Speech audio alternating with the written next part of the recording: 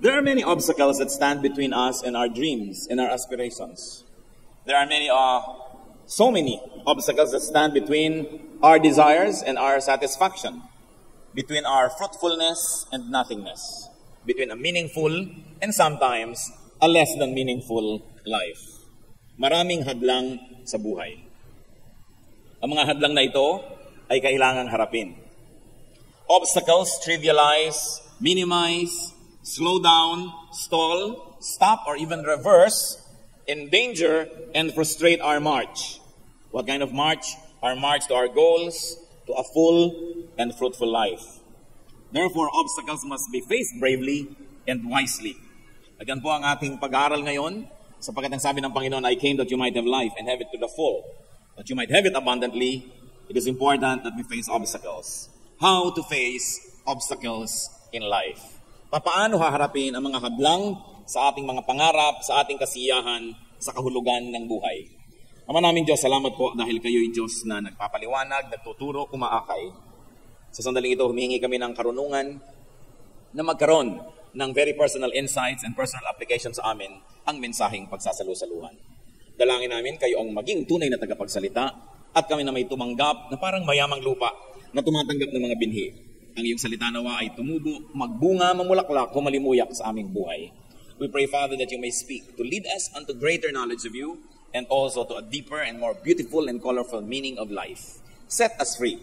In the name of Jesus we pray. How can we face obstacles in life? Unang-una, mahalaga, identify obstacles. Ano-ano ba dapat natin kilalanin ang mga tunay na hadlang sa kabuluhan ng buhay o sa pagiging makabuluhan, kapakipakinabang at kasiyasiya ng buhay. An obstruction is that which stands in the way. Ano mang hadlang na pumipigil sa inyo, nagpapahirap para marating nyo ang gusto nyong marating, yon ay obstacle. So an obstacle can be a person, can be a thing, can be a situation. But more often than not, an obstacle is an attitude. It's an internal, personal condition. Ang mga hadlang sa buhay natin, maaaring yan ay tao. Hinahadlangan ka ng magulang mong pakasalan halimbawa ang iyong minamahal o hadlang. Hinahadlangan ka ng taong ito na pumunta doon sa lugar na yun. O hinahadlangan ka ng iyong office mate na umasenso o ng iyong manager o ng iyong supervisor. Maraming hadlang na tao. Pwede ka rin hadlangan ng bagay. Hinahadlangan ka ng ulan na mamasyal. At pwede ka rin namang hadlangan ng mga sitwasyon katulad ng kahirapan. Poverty may hinder you from traveling around the world. So maraming hindrances. Pero kadalasan, ang mga sagabal talaga ay pangloob. Ugali, asal, paniniwala ng isang tao.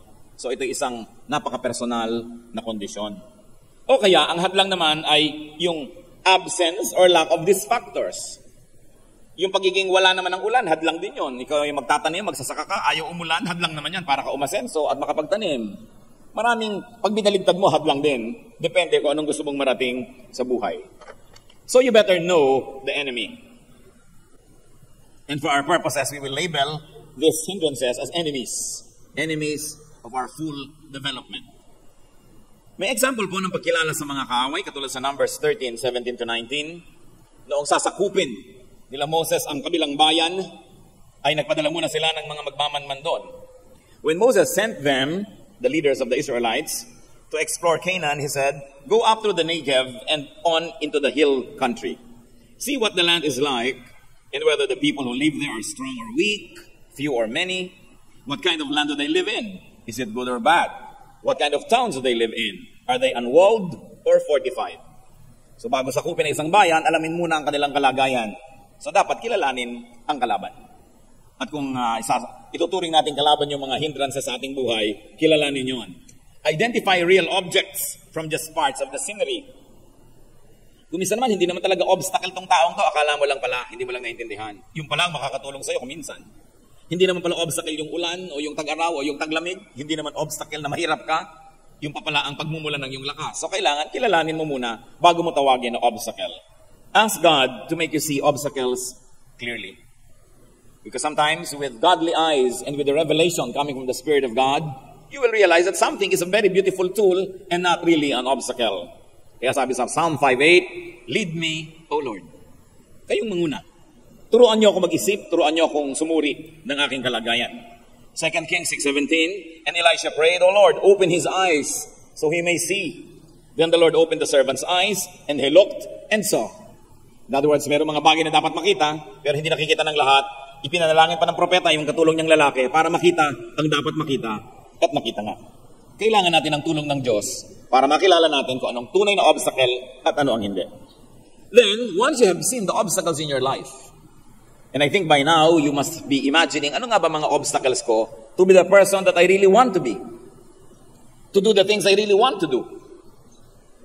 To accomplish what I really want to achieve. By now, nag-iisip na tayo ano mga obstacles yan. Remove obstacles that can be removed. So you can remove persons who are obstacles to you. Yung kanina example ko na ayaw ng nanay mo sa iyong boyfriend, hindi naman ibig sabihin itutulak mo ang nanay mo sa bangin. Because by convincing your mother, you remove her as an obstacle and you probably put her in as an ally. So you see, there are many ways to remove a person. And the most primitive is literally removing a person from the scenery. But you can make a person change his or her mind with wise and with a blessed presentation. Remove persons. Remove things. Remove situations. But very importantly, change attitudes that hinder you. Because, brother, sister, you could be your biggest obstacle. Merong mga tao, ang tagal-tagal nang gusto maging singer. Ba't hindi kayo kumakanta? Nahihiya po ako. Wala tayong magagawa. Kung puro kahiya ang gagawin mo sa buhay, kakamatayan mo na yan. Gusto ko maging ganon, pero baka hindi ko po magawa. Mostly, tayo po ay nalilimitahan ng mga bakod na tayo din ang naglalagay. Gustong-gusto ng isang may edad na babae na maglagay ng mga buhok na tirik-tirik. Ba't di nyo gawin? 51 na ako. Ano ngayon? Di ilagay nyo yung tirik-tirik para kayong Statue of Liberty. Magdala na rin kayo ng sulo. Di ba? Kaya mo pinipigil. Kasi pinipigil ko dahil sa edad ko, dahil sa ganito ko. Gusto nyo gawin, hindi naman pinagbabawal ng Diyos. Ba't di nyo gawin? So tayo ang naglalagay ng mga hangganan, ng ating mga fears, inferiority feeling, doubts, and very especially, people are not able to achieve much because they're afraid of rejection and failure. Kung aalisin po natin yung takot na mabigo, takot na hindi maunawaan ng marami, mas marami tayong magagawa sa buhay. So ano ang inyong mga limitasyon na inilagay nyo sa sarili nyo? Marami yon. Hindi ko ito magagawa kasi may asawa na ako, kasi may anak na ako, kasi ganito, kasi ganon. Sinong may sabi? Pag hindi Diyos ang may sabi, therefore pwede nyong gawin. Yung mga tradisyon ng tao, mga nakaugalian, nakasanayan, tao lang gumawa niyan. Hindi yan kailangan maging idol in your life. So, don't waste your life. Iisa lang ang buhay nyo dito sa balat ng lupa. Sa kabilang buhay, ibang usapan na yon. Pero dito, isa lang talaga yan. So, huwag nyo isakripisyo ang buhay na ito sapagkat inilagay tayo ng Diyos dito para maganap din ang dapat maganap, malasap ang dapat malasap, makain ang dapat kainin, mapuntahan ang dapat puntahan, mangyari ang dapat mangyari. And sometimes the biggest obstacle of a person, that which obstructs, is himself or herself. So alisin ang mga multo na tumatakot sa atin because you could be your biggest obstacle. Isang obstacle para mangyari sa buhay ang maraming magagandang bagay, nasa loob din, tulad ng mga bitterness. Ephesians 4:31, get rid of all bitterness, rage, and anger. Dahil kukulungin kayo niyan, kokontrolin kayo at sisirain kayo niyan. Isa pa napakalaki sa ating lahi, shyness. Nahihiya. Ba't tumigil ka ng kumain, gutom ka pa, nakakahiya? Bakit pagod na pagod ka, hindi ka maupo, nakakahiya? Ba't di ka na lang mamatay, nakakahiya mabuhay? Diba? Anong ibig sabihin? Pardon me for living, hihingi ako ng tawad sa lahat ng tao dahil nabubuhay ako, dahil nandito ako sa planeta. You have a right to be here because you're a child of God. So huwag kang laging nakakahiya, hindi yata pwede. Baka ako makaabala. Talagang gano'n, nakakaabalahan ng mga tao paminsan-minsan. Baka hindi nila magustuhan ang gagawin ko. Kahit anong gawin mo, merong hindi makakagusto. So gawin mo na lang yung gusto mo. Pagka ginawa mo ito, ayaw ng kabila. Pag ginawa mo yung kabila, ayaw ng nandito. So ang gawin mo na lang yung gusto mo, basta hindi labag sa kalooban ng Diyos. Makakalaya ka pa. Ang mahirap po, yung buhay na isinakripisyo mo para lang may matuwang iba. Pero habang natutuwa sila, meron din namang hindi natutuwa because you cannot please everybody. So you might as well please God and yourself. And then let the others be pleased or not. If they are not pleased with you, that's their problem because they have their own life to live and to please themselves with. Pero huwag niyong gagawin na ang buhay niyo, props lang para magpaligaya ng iba. Paligayahin nila ang sarili nila, at kung nalulungkot sila na maligaya kayo, problema nila yon. Sabi ni Lord, I came that you might have life, and you might have it to the full. Hindi tayo binuhay ng Diyos para isakripisyo lang sa mga pangarap ng iba, sa values ng iba. Ang Panginoong Hesus ang nagsakripisyo ng kanyang sarili para tayo palayain. Sabi niya, the truth sets free. And it's not only a religious freedom, it's not only a spiritual freedom, it's freedom in every aspect of life, as long as you do not break the very clear, and may I say, the very few laws of God. Most of the things that limit us are just laws of men, laws of religions, but not really the law of God. So know God and be happier, be more free. Lagi kong inuulit-ulit, mas mahigpit at mas malupit ang relihiyon kesa sa Diyos. Kaya mahalaga, malampasan din natin yung mga religious baggage at magkaroon tayo ng one-on-one relationship with God. Because your life is precious, it must never be misused, it must never be sacrificed for the sake of your audience. Meron kang kilala na iinis pag nakasuot ka ng tangerine, di huwag siya magsuot ng tangerine, pero kung gusto mo, isuot mo. Nasisilaw siya, mag-sunglasses siya. Hindi pwede na, naku, may ma-offend, may ma-offend. Alam nyo, kahit anong gawin nyo, magpakabanal-banal kayo, may ma-offend pa rin. Ang mahalaga, matutulog kayo sa gabi, haharap kayo sa Diyos, at alam nyo, di nyo nilabag ang kanyang kalooban. Kung may na-offend sa inyo, problema nila yon. But of course, we can be nicer and kinder, but not to the point of wasting your life for the happiness of an audience. You must decide to remove obstacles. Kailangan yan. Magpayo tayo. Kailangan tiyakin nyo, aalisin nyo. And after deciding, many things will be much easier. Mga kapatid, ang mahirap lang yung magpasya, aalisin ko ang obstacle. Katila, di ba, meron kayong kapatid, above 40 na kayo pareho, sobra pa siyang bossing sa buhay mo. Hirap ka na oppress ka na. O kaya ng tiya mo na 15 years lang naman ang edad na tanda sa'yo. O kahit sarili mo pang magulang. Ang tanda mo na, controlled ka pa niya. Hirap na hirap ang iyong buhay, puro pagtitiis. Kaya tuloy nagkakaroon ka ng pimple kahit overage ka na.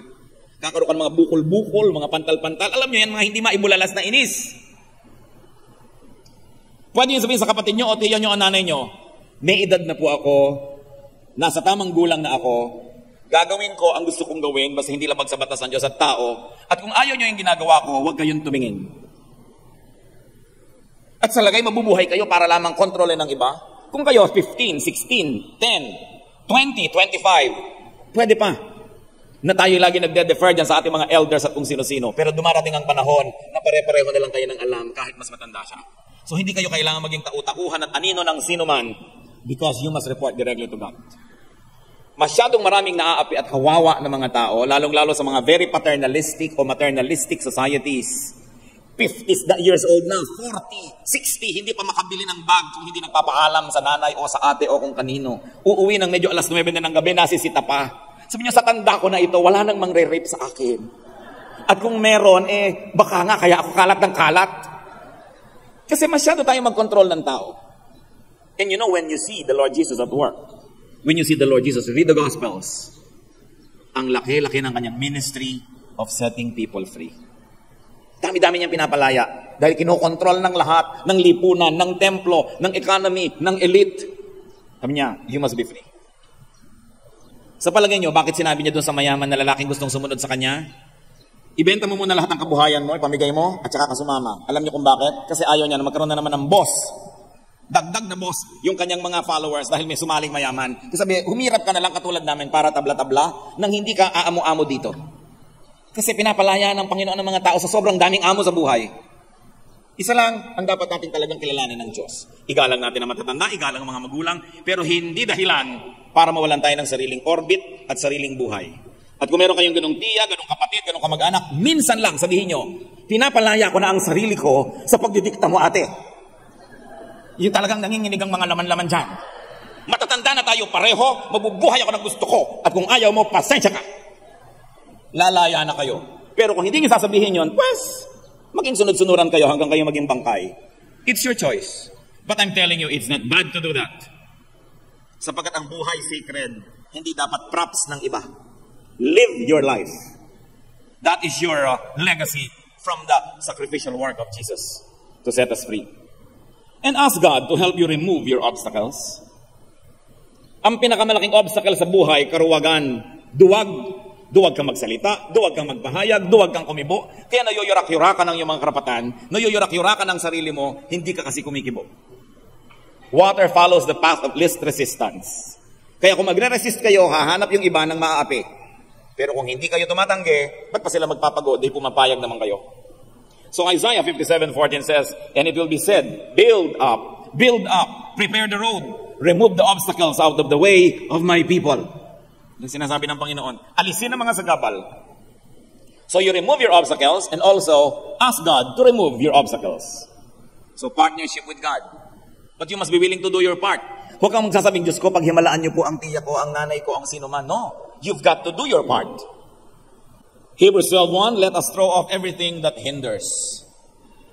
Bitawan, pawalan ang mga nagpapahirap at sumasagabal.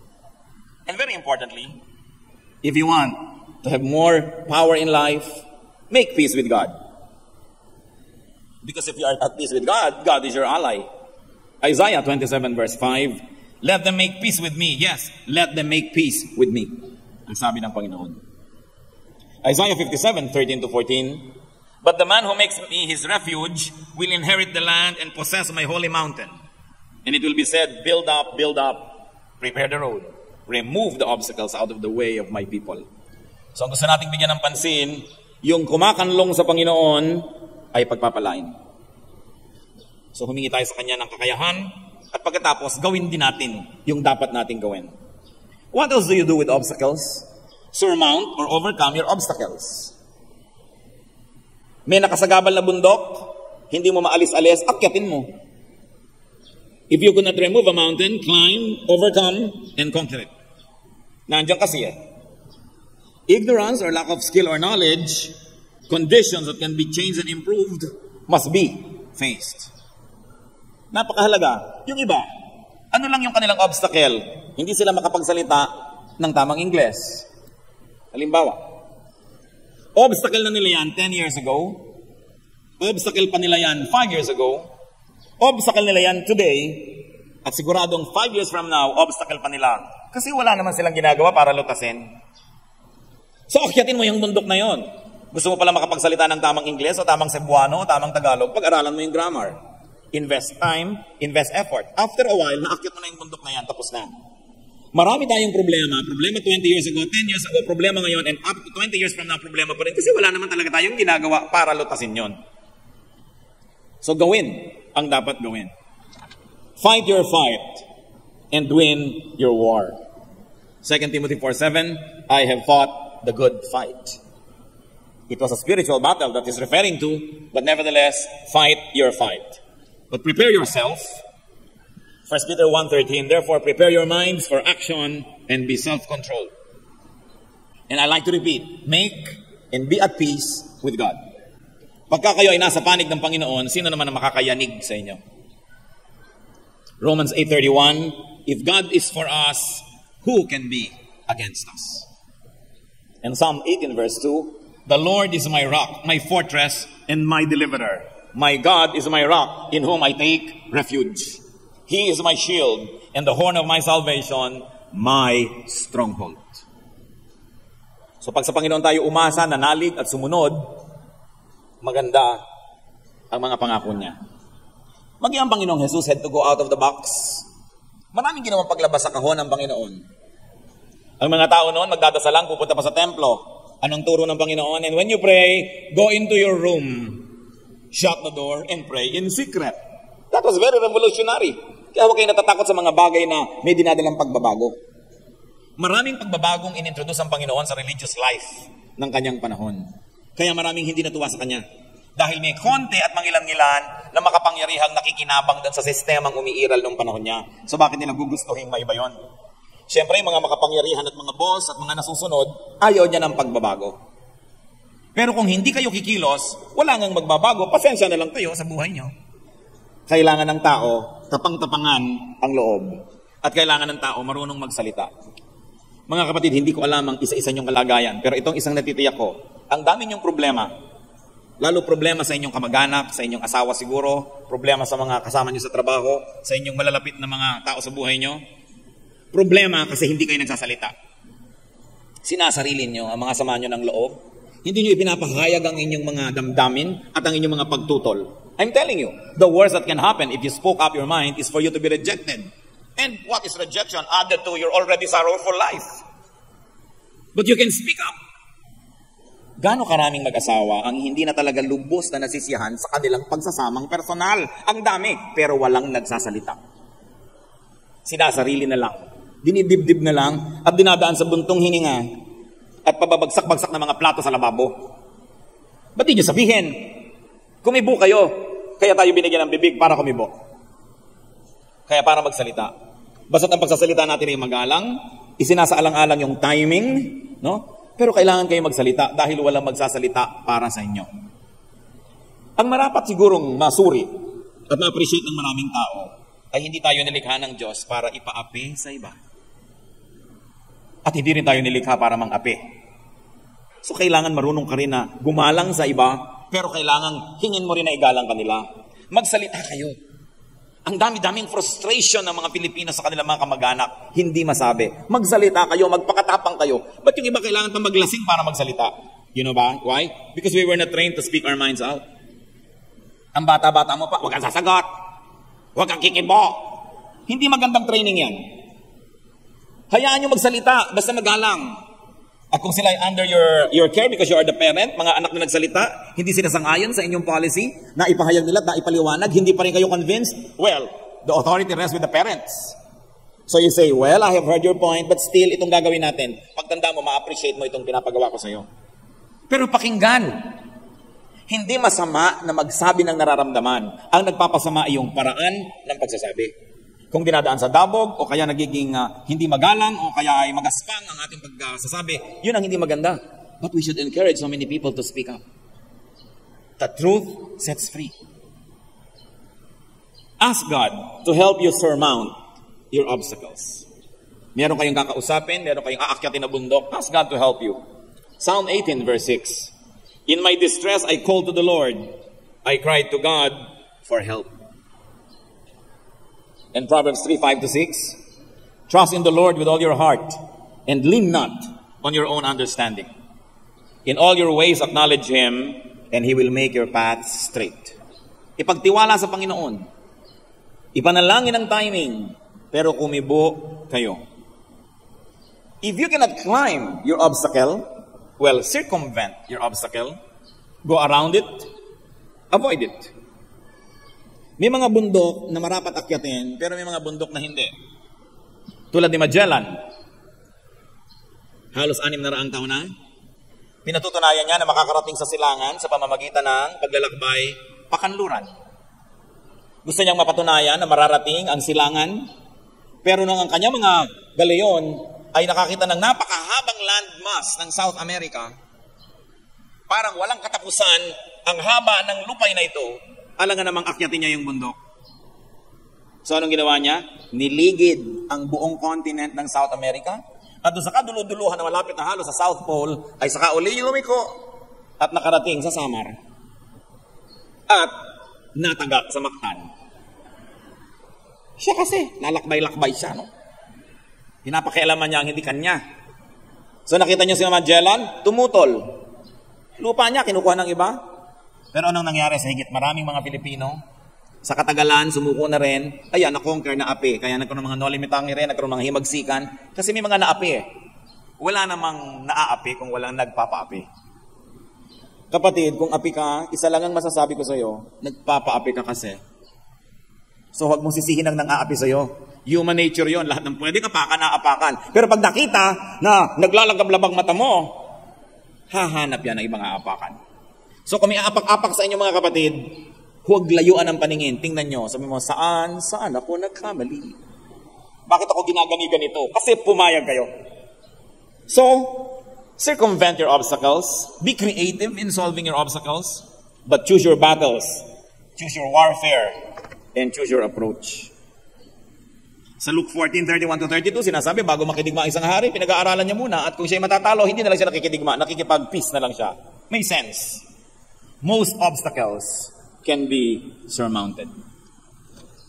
Akala nyo yung mahirap kausapin na tao, isang kausap lang pala, natapos ang problem nyo, at tagal nyo pa nagtiis. Sa atin naman po kasi mga Pilipino, sapagkat malalaki ang ating puso at pangunawa, halos lahat nakukuha sa usapan. So, makipag-usap kayo. Gawin nyo ang magagawa. Situations can be changed. There are only very few situations that cannot be changed. So accept them. But change most of the situation you're not happy with. Do not be a disabled person. Be other-abled. Alam mo, may problema kayo sa height. Siyempre, huwag na kayo sumali sa beauty contest. Hindi kayo mananalo. Huwag na nyo nang piliin na maging stewardess. Pwede kayong humanap ng ibang trabaho, ng ibang career, na magiging asset ninyo yung what many think as a liability. Tingnan niyo po si David. Teenager, nagpa siyang labanan si Goliath, fully armored, ang laki-laking tao, dahil walang lumalaban sa kanilang mga hukbo, na insulto na ng gusto si David para sa Diyos ng Israel, at lalabanan niya. Kaya sapagkat ang laki-laki nung si Goliath, at nakabihis pa ng mga bakal na armor, ang bibigat ng mga sibat, mayroon pang mga shields, ginawa ng hari ng Israel, ibinigay kay David ang kanyang shield, ang kanyang sword, ang kanyang lahat. At nung isukat ni David, sabi niya, "Nako, bibigat lang ako." At ano po ang ginawa niya? Binitawan niya yung mga high-tech weapons of his time. And he went to the river and found a few smooth stones. Namulot ng mga batong makikinis at inilabas yung kanyang tirador, yung slingshot. At nung makita siya ni Goliath, sabi niya, "Aba, iniinsulto mo ba ako? Anong kalaban mo, aso? Mukhang patpat lang yata ang dinala mo." Pero what seemed to be his weakness became his strength. Kasi gamay niya yun eh. So lahat po tayo may strength. Kapatid, nagmumukha ka lang weak kasi kino-compare mo ang sarili mo sa iba na merong nakikita kang strength. Hindi mo nakikita ang strength na ibinigay sa iyo ng Diyos. Diyan tayo pantay-pantay. Binigyan tayo lahat ng Diyos ng kakayahan. Ang mahalaga, huwag kang tumingin sa kakayahan ng iba at manliit sa iyong sarili. Kundi tingnan mo kung anong mabuting ibinigay sa iyo ng Diyos at yun ang i-cultivate mo. Lumagay ka lang sa tamang lugar, mamumulaklak ka. Kung cactus ka, huwag ka sa tubigan. Kung water lily ka, huwag ka sa disyerto. Kung ikaw ay waling-waling, huwag ka doon sa arawan. Ikaw ay bougainvillea, huwag ka sa lilim. Lumagay ka lang sa lugar, makikita mo ang magagandang bagay na ibinigay sa iyo ng Diyos. Pero bakit hindi tayo makalagay sa lugar? Kasi nadadaya tayo ng media, kinokopya natin lahat yung model. Alam niyo yung mga model, lahat mga lalaki na mga katawan na ganyan, mga 3 araw na hindi kumakain yung pag magpipictorial para lumubog yung mga taba-taba nila. Pero yan ay halos himatayin na sa uhaw. Yung nakikita nyo ang gagandang mga mukha, isang tambak na mga eskayola ang inilalagay dyan, mga masilya, mga kung ano-ano. Hindi talaga sila ganyan sa totoong buhay. Kopya tayo ng kopya ng mga model ng media, mga icon. Hindi naman sila mga ganun talaga. Anong sabi ni Cindy Crawford? "When I'm at home, I don't look like Cindy Crawford." Sinabi niya. So napapalitan ng itsura, napapalitan ng maraming bagay. Piliin nyo kung anong pwedeng palitan at yung hindi talaga tanggapin nyo ng buong puso kasi magreklamo kayo sa buhay. Because that can be your uniqueness. Napapaganda ang tao. Lalo't kung may pampaganda ka, kasalanan na ngayong hindi maging maganda. Dahil nababago ang lahat. Tingnan nyo ang mga litrato ni Oprah Winfrey mga 10 years ago. Parang bagong baba sa puno. Diba? Pero tingnan nyo ngayon, with a little retouch. Aba, ganun pala nangyayari. So kung gusto nyo huwag kayong magmukhang bagong baba sa puno, gumawa kayo ng paraan. Huwag lang kayong mangarap at humanga sa iba. Do something. Reverse the force of your obstacles. Ang mahuhusay na kapitan ng barko, nakakaibigan at nagagamit ang anumang uri ng hangin. An able ship captain can put even the fiercest wind to good use. Therefore, engineer the forces around you to your advantage. Huwag ka magmukmuk lagi. Even bacteria can be made friendly when used for inoculation. Nakita niyo yung mga mikrobyo? Kumukuha sila ng konti-konti. Yan ay tinuturok sa inyo yung mga anti-tetanus. Actually, tetanus yung tinuturok sa inyo. Anti-TB, TB yung itinuturok sa inyo. Anti-venom, venom yung itinuturok sa inyo. Pero konti lang. Kasi kaya nyo talunin, nagiging kaibigan nyo. Ano mang bagay na mukhang kaaway, pwedeng maging kaibigan. Turn every disadvantage to an advantage. Just like the best way to beat an enemy is to turn him into a friend. So look at your situation and see what advantages you could have. Through reversing his attitude, even the Apostle Paul turned his thorn in the flesh into a blessing. Interestingly, ito pong si Paul ay merong sinasabing thorn in the flesh. Meron siyang tinik na nakatarak sa kanyang laman na pag gumagalaw siya ay masakit, nararamdaman niya. At hindi ito physical. Ibig sabihin, merong isang obstacle, isang discomfort, isang bagay na kung ilang beses na niyang idinasal sa Panginoong tanggalin pero hindi tinanggal. 2 Corinthians 12:7-9, to keep me from becoming conceited because of the surpassing great revelations, There was given me a thorn in my flesh, a messenger of Satan to torment me. 3 times I pleaded with the Lord to take it away from me. But he said to me, my grace is sufficient for you, for my power is made perfect in weakness. Therefore I will boast all the more gladly about my weaknesses, so that Christ's power may rest in me. Ang galing po kasi ni Paul linguist, very well educated, cultured. He belonged to the upper class of the society of his time. Sabi niya, tinanggap ko na itong kapintasan o discomfort or hirap na ito at inaari ko ito na inilagay ng Diyos para pigilin akong maging mayabang. Ano po ang gagawin ninyo, kapatid, kung kayo ay 6-footer? Halimbawa, 4'11 kayo ngayon o 5'2". Anong gagawin nyo kung 6-footer kayo? O, mga kababaihan, kung halimbawa kayo 36, 24, 36, ano kaya ang gagawin nyo sa buhay? Meron pa nga akong kilala, tatadang peklat ang kanyang katawan. Sabi niya, alam mo, kung hindi lang pang night swimming ang kutis ko, ipaghahampasan ko ang legs ko sa 4 na sulok ng mundo. Pero wala akong magawa dahil eto to eh. So it keeps me humble. Kung isipin po natin na meron tayong sa tingin natin ay kakulangan o kapintasan, ano kaya ang nangyari sa atin kung wala yon doon? Kung ano kaya lahat ng gusto natin sa buhay na kamit natin, ano kayang uri ng ugali ang lalabas? So, even seeming thorns in the flesh can be read, interpreted, and used as blessings. Ang napansin ko po mga kapatid, sa tinagal-tagal na ng pakikisalamuha at pakikitungo sa isang katerabang mga tao, ang mahalaga, meron kang malusog na pagtanggap sa iyong sarili. Tinatanggap mo yung mga bahagi ng pagkatao mong hindi na mababago pa. Halimbawa, ang korte ng iyong panga, bagamat nababago-bago na rin yan ngayon, nilalagari kung anong ginagawa. No? So, pero kung talagang ganun yun at hindi ka na makakapagsalita kung lalagarihin pa yun, tanggapin mo na ganun ang panga mo. Dahil marami ka pa mga ibang bagay na pwedeng ikagalak tungkol sa iyong sarili. Halimbawa, ang ganda-ganda ng iyong atay, bagamat konti lang nakakakita nun. So, alam mo, ang ganda-ganda ng atay ko, sabi ng ultrasound. Ilagay mo sa litrato mo, sa ibabaw ng piano, atay mo. Marami ka pang asset. Sasaya tayo kung matututunan nating tanggapin at mahalin kung ano tayo. Bagamat baguhin ang pwedeng baguhin, pero meron talagang hindi eh. Talagang naubos na ang gamot sa lahat ng butika at beauty parlor, kinky pa rin yung buhok mo, tanggapin mo na. Diba? Gumawa ka na lang ng style na bagay. Kesa sa pinipilit mong tuwirin na mukha kang walis tambo. Bakit hindi mo tanggapin ang iyong sarili? Ganito ang itsura mo. Alam niyo kung sino ang magandang tao? Hindi talaga maganda. Lalaki man, babae. Sa Tagalog kasi merong magandang lalaki. So ginagamit din natin yung maganda sa lalaki.